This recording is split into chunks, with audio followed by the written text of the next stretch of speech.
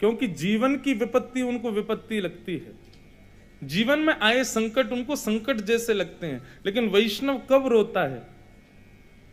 आज मैं अपने ठाकुर जी की वैसी सेवा नहीं कर पाया जैसी मैंने कल की थी। आज हम उतना नाम नहीं जप पा रहे जितना पहले जपते थे। पहले कथा में मुझे बहुत रुचि आती थी, अब आलस आ जाता, इसलिए रोते हैं वैष्णव। उनको यही विपत्ति लगती है कि कहीं अब कई लोग रोते हैं कि हम पहले वृंदावन हर महीने जाते थे, अब 6 महीना हो गई गए ही नहीं। उनको यही विपत्ति लगती है और वास्तव में यही विपत्ति है। ठाकुर जी की याद आए ये सबसे बड़ी संपत्ति, और ठाकुर जी को हम भूल जाएं ये सबसे बड़ी विपत्ति है। भागवत के एकादश स्कंद में भक्त निर्माण के कुछ सूत्र बताए हैं। उन सूत्रों को हम थोड़ा सा सुने और फिर आज के प्रसंग को विराम देंगे। कल बंधुओं आज हम क्षमा चाहते हैं, थोड़ा विलंब से आए, क्योंकि इतनी भागदौड़ करके आ रहे हैं। बस यही समझ लो जैसे गिरते पड़ते आते हैं वैसे ही आए हैं। तो सबको बेचारे सब लोग तो अभी मुंबई से आते ही सीधे बैठ गए, कुछ पाया भी नहीं। मैं तो बहुत चतुर बन रहा था, मैंने सोचा रात में जाके सो जाऊंगा हिसार में, नींद पूरी हो जाएगी तो सुबह कथा करूंगा। ताली तो बजा रहे हो, चतुराई तो रखी रह गई हमारी। हम पहुंचे सुबह 3, साढ़े 3, 4 बजे, और फिर 4 बजे पहुंच के भैया नींद कैसे पूरी हो। जिनके घर हम रुके उन्होंने खूब प्रार्थना की, महाराज जी आप 1 बजे उठना। पर मेरे बगल में उनके ठाकुर जी सोए थे। अब रात भर मुझे ये चिंता कि मैं तो देर तक सो लूं, ये बेचारे मेरी वजह से सोएंगे।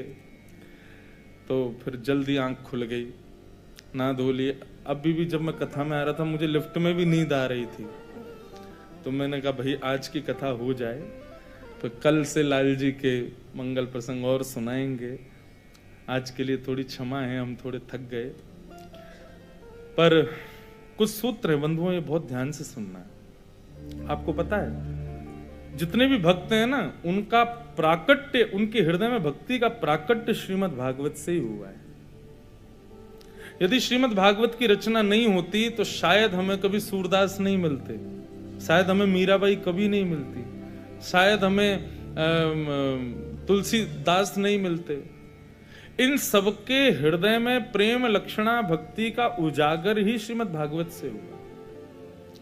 चाहे श्री जयदेव महाप्रभु हो, हरवंश महाप्रभु हो, चाहे हमारे गोपाल भट्ट गोस्वामी हो, किसी भी आचार्य को आप ये नहीं कह सकते इसने भागवत का आश्रय नहीं लिया, सबने लिया।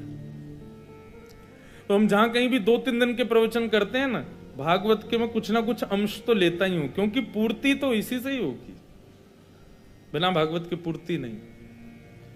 तो भागवत में भक्तों के 4 प्रकार के लक्षण बताए हैं: उत्तम, मध्यम, साधारण और अति साधारण।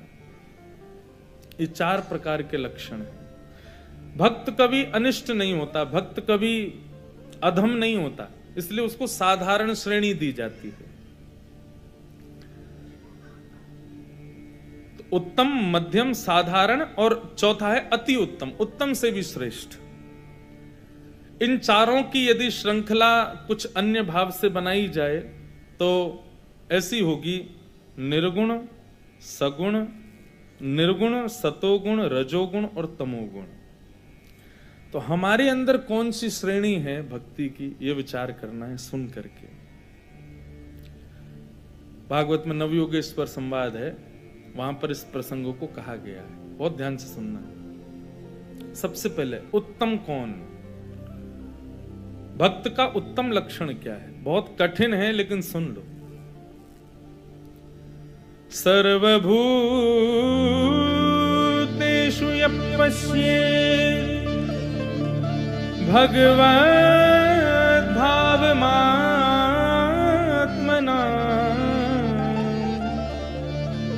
भूतानि भगवत्यात्मन् एष भागवतोत्तमः।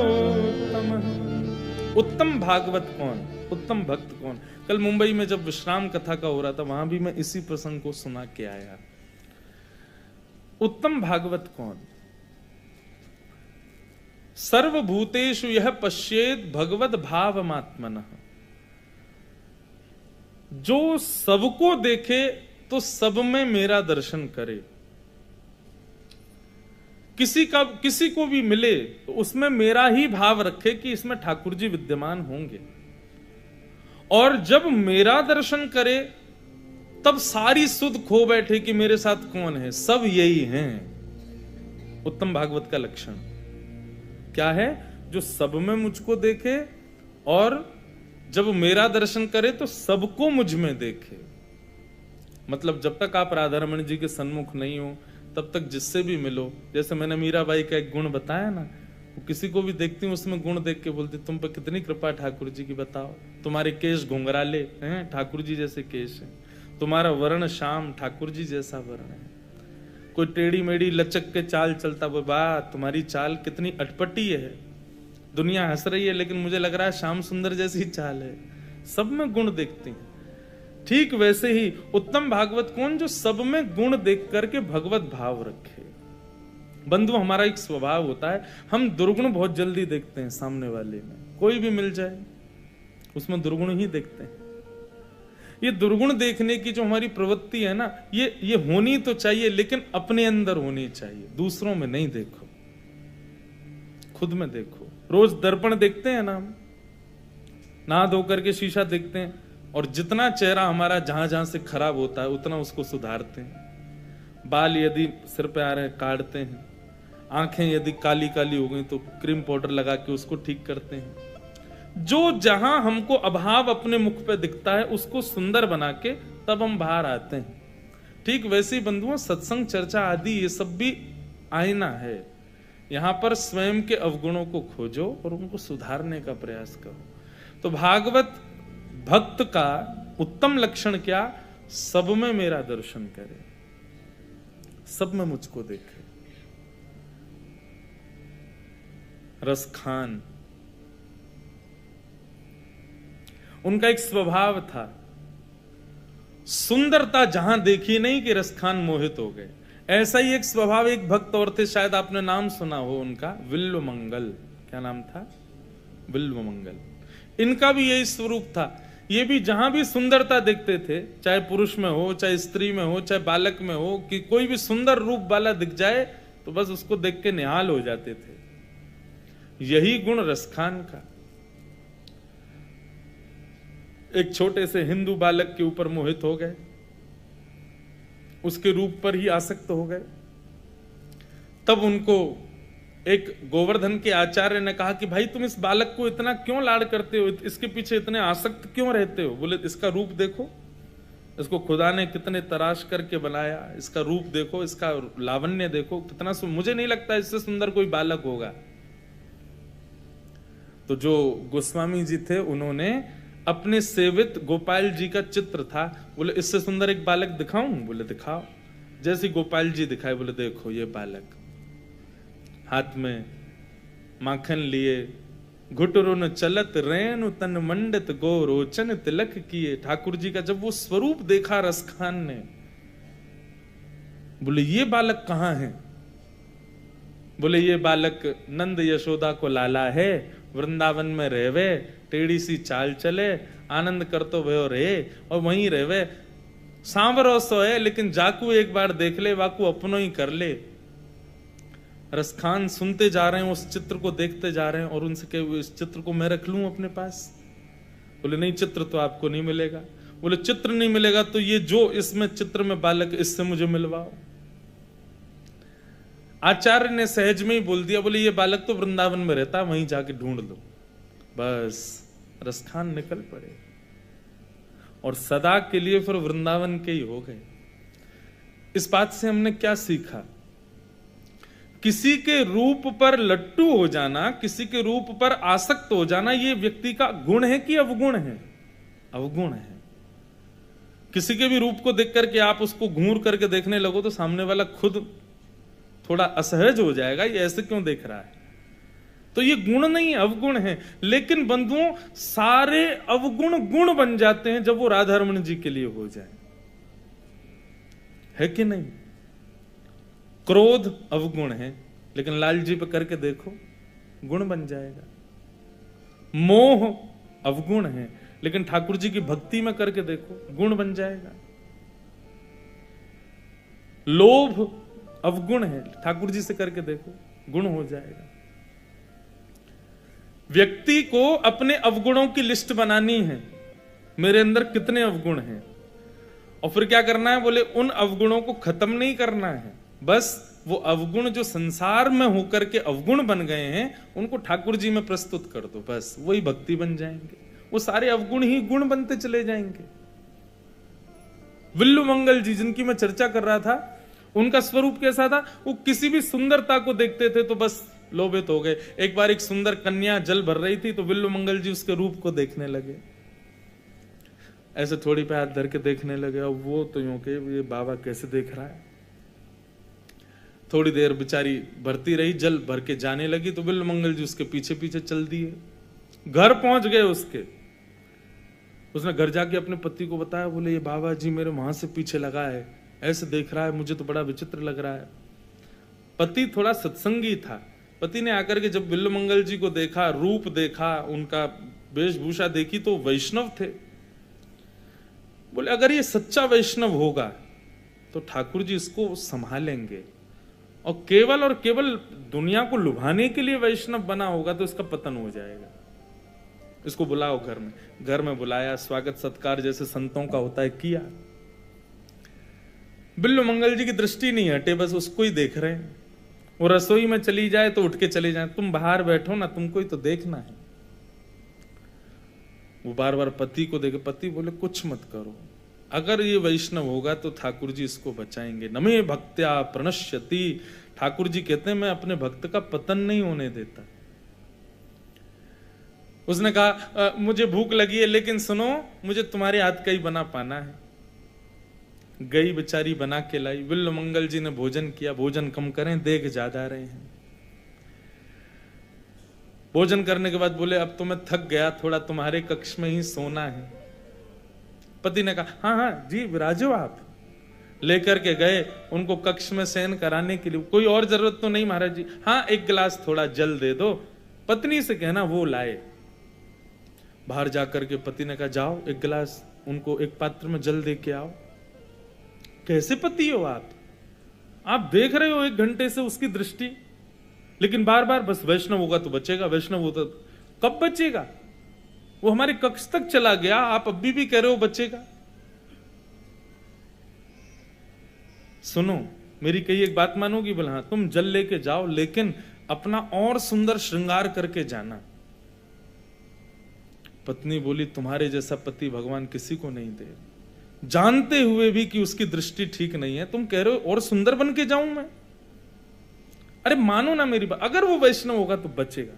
बोले तुम्हारी आज एक बात मान रही हूं, फिर मैं अपने मायके जाके अपने भाई बंधु सबको लाऊंगी, रुको तुम्हारी तो खबर वो लेंगे। पति की बात मान के उसने श्रृंगार कर लिया और जल का पात्र लेकर के जैसे विल्लु मंगल जी के पास पहुंची, विल्लु मंगल जी ने जब उसका रूप देखा, सुंदर तो वो थी परंतु और सुंदर बन के आई, तो विल्लु मंगल जी के नेत्रों में आंसू आ गए और नेत्र बंद करके विचार करने लगे, आज का पूरा दिन मैंने केवल इसको निहारने में निकाल दिया। सुबह से इसके पीछे पीछे धूप ताप बिना देखे चलता चला आया, जो इसने खिलाया मैंने सब खा लिया, जैसे जहां बिठाया मैं बैठ गया केवल इसको देखने के लिए, और उसका परिणाम ये कि ये और सुंदर बन करके आई। इन नेत्रों ने एक साधारण व्यक्ति की कही बात मानी, जहां बैठाया बैठ गए, जैसे ले गई ले गए, चला गया। हर स्थिति एक साधारण मनुष्य के लिए मैंने की, तो वो साधारण मनुष्य और ज्यादा सुंदर बन के मेरे सामने आया। यदि ये स्थिति हम ठाकुर जी के लिए रखते तो आज राधारमन लाल जी मेरे सामने खड़े होते। एक स्त्री के लिए मैंने जल, मैंने ताप, मैंने धूप, कांटे कंकड़ कुछ विचार नहीं किए, बस दौड़ा चलाया इसके पीछे। इसने मुझे भोजन कराया, अगर मुझसे पूछा जाए कि नमक ज्यादा था मिर्च ज्यादा थी, मुझे कुछ याद नहीं, क्योंकि मैं इसके रूप लावण्य पर इतना मोहित था। यदि इतना मोहित मैं ठाकुर जी के रूप पर हुआ होता तो आज ठाकुर जी मेरे सामने होते। उस कन्या को बोला, इधर आओ, तुम्हारे घर में सुई है? बोले हाँ है। 2 सुई लाओ। बाहर गई, पति से बड़बड़ाने लगी, अब सुई मंगा रहा, पता नहीं क्या करेगा उसका। बोले तुम लेके जाओ। और जैसे ही वो 2 सुई लेकर के गई, सुई लेकर के विल्ल मंगल जी ने अपनी दोनों आंखों को फोड़ दिया। और तब उन्होंने एक श्लोक लिखा।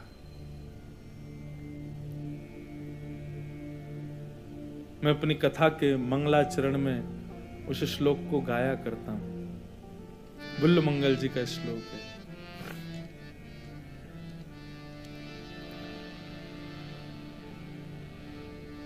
कृष्ण त्वदीय पद पंकज पंजरान्ते अद्यैव मे विशतु मानस राजहंस। प्राण प्रयाण समय कफवात पित्तये कंठावरोधन विधो स्मरणं कुतस्ते। वस्तु प्रस्तुत वेणुनादल हरि निर्वाण निर्व्याकुलम। स्रस्त स्रस्तनि वद्धनि विविलशद गोपी सहस्त्राव्रतम। हस्तन्यस्तन ताप वर्ग मखिलोदारम किशोराकृति। और ये कह दिया कि जिन नेत्रों से श्याम सुंदर के प्रति रति ना हुई हो, उन नेत्रों का क्या काम। अक्षणवताम फलमिदम न परम विदाम। इन नेत्रों को मिला, ये ठाकुर जी ने नेत्र दिए ही इसलिए ताकि इनमें श्याम सुंदर विराजें। हितरवंश महाप्रभु कहते हैं, श्याम सुंदर देखा तो एक आंख से भी जा सकता था, आपने 2 ही क्यों दी? आपने युगल नेत्री क्यों दिए? दिखाई तो एक आंख से भी देता है, पर आपने 2 नेत्र इसीलिए दिए। बसो मोरे नैनन में यह जोड़ी। आपने इसीलिए 2 नेत्र दिए ताकि एक नेत्र में श्याम सुंदर विराजें और दूसरे नेत्र में हमारी श्यामा जो विराजें, इसीलिए 2 नेत्र दिए। नव दुल्हे ब्रजराज सांवरो, दुल्हन राधा गोरी। हित हरिवंश करी न्योछावर, चिरजियो यह जोड़ी। बसो मोरे नैनन में यह जोड़ी। ठाकुर जी ने 2 नेत्र क्यों दिए? ताकि एक में श्री जी विराजें और दूसरे में श्याम सुंदर विराजें। मैं अपनी कथाओं में कहा करता हूं, भैया वृंदावन जाओ, ठाकुर जी के बाम अंग में श्री जी को देखो, निहारो, ढूंढो, तभी मिलेंगी वो। ये ऐसे ठाकुर जी खड़े हैं ना, ये जो बाम अंग है ना ठाकुर जी का, इसमें निहारो, श्री जी हैं वो हमें एकाकार रूप दिख रहा है कि ये श्याम सुंदर हैं अकेले। राधा रमण जी खड़े हैं, राधा वल्लभ जी खड़े हैं, वृंदावन बिहारी लाल खड़े हैं, दामोदर प्रभु खड़े हैं, गोपीनाथ खड़े, नहीं, राधा युक्त गोपाल हैं, बाम अंग किशोरी जी हैं। ढूंढो। अब की बार जाओ जब वृंदावन, दास की कही इस भावना से दर्शन करना कि बाम अंग का अलग और दाहिने अंग का अलग। सर से लेकर के पैर के नख तक बाम अंग को देखना और फिर दाहिने अंग को देखना, फिर बाम अंग को देखना, फिर दाहिने अंग को देखना। बार बार निहारने पे आपको अनुभूति होगी कि बाम अंग दाहिने अंग से कुछ गौर है, थोड़ा गौरव है, और वही श्री जी है, वही किशोरी जी। और ये अनुभूति होगी, निश्चित होगी। तो सर्वभूतेषु, उत्तम भागवत का लक्षण क्या है? जो सब में मुझको देखे और जब मुझे देखे तो सबको मुझ में देखे। ये उत्तम भागवत का लक्षण। मध्यम भागवत का लक्षण क्या है? भागवत मतलब भक्त। मध्यम भागवत का लक्षण है ईश्वरे तदधीनेषु बालशेषु दिशस्तु च प्रेम मैत्री कृपापेक्ष यह करोति समध्यम। भगवान से प्रेम करे, ये मध्यम भागवत में हम आप सब लोग आ सकते हैं। क्या लक्षण है? बोले भगवान से तो प्रीति करे, तद अधीनेषु, भगवान के जो अधीन हैं ऐसे भक्तों से मित्रता करे, और बालशेषु, जो भगवान के बारे में जानते नहीं है, ठाकुर जी के रूप लीला धाम को समझते नहीं, उन पर कृपा करे, उनको बतावे कि वृंदावन ऐसा है, ठाकुर जी ऐसे हैं, ये सब विचार करे। और अंतिम बताया जो भगवान के नहीं है उनकी उपेक्षा करे, उनका त्याग करे। उत्तम भागवत में तो त्याग का कोई भाव ही, क्योंकि जो भगवान से बैर कर रहा है वो भी उसके लिए भगवान ही है, परंतु मध्यम वाला तो जो भगवान का नहीं उसका त्याग करता है। तो उत्तम तो सबको भगवान देखे और सब में भगवान को देखे, ये उत्तम। मध्यम कौन? जो भगवान से प्रेम करे, भगवान के भक्तों से मित्रता करे, जो भगवान के बारे में नहीं जानते उनको बतावे, और जो भगवान के नहीं है उनका त्याग करे, ये मध्यम भागवत। और साधारण कौन है? बोले आचर्यमेव हरे पूजाम यश्रद्धये हते, न तद्भक्तेषु चान्येषु सभागवत प्रकृत स्मृत। जो भगवान की केवल मूर्ति पूजा करता है, रज रज के श्रृंगार करता है, लेकिन ना तो उसको कथाओं से कोई मतलब, ना उसको भक्तों से कोई मतलब, ना संतों को कभी प्रणाम करता है, सदैव अहंकार में रहता है, तिलक लगा तो लेता है, गले में माला झोली तो पहन लेता है, लेकिन गुण एक भी भागवतों जैसा नहीं है। बंधुओं देखो एक बात बताएं, वैष्णव श्रृंगार करने से वैष्णव नहीं होते, वैष्णव स्वभाव धारण करने से आप वैष्णव होते हो। कई लोगों को मैंने देखा है, तिलक तो खूब बढ़िया लगाएंगे, माला तो खूब गले में रखेंगे, पोशाक तो बिल्कुल ऐसी पहनेंगे जैसे बिल्कुल परम भक्त हैं, भागवत हैं, लेकिन उनका स्वभाव देखते ही पता चल जाता है केवल आडंबर है, प्रत्यक्ष नहीं है ऐसा।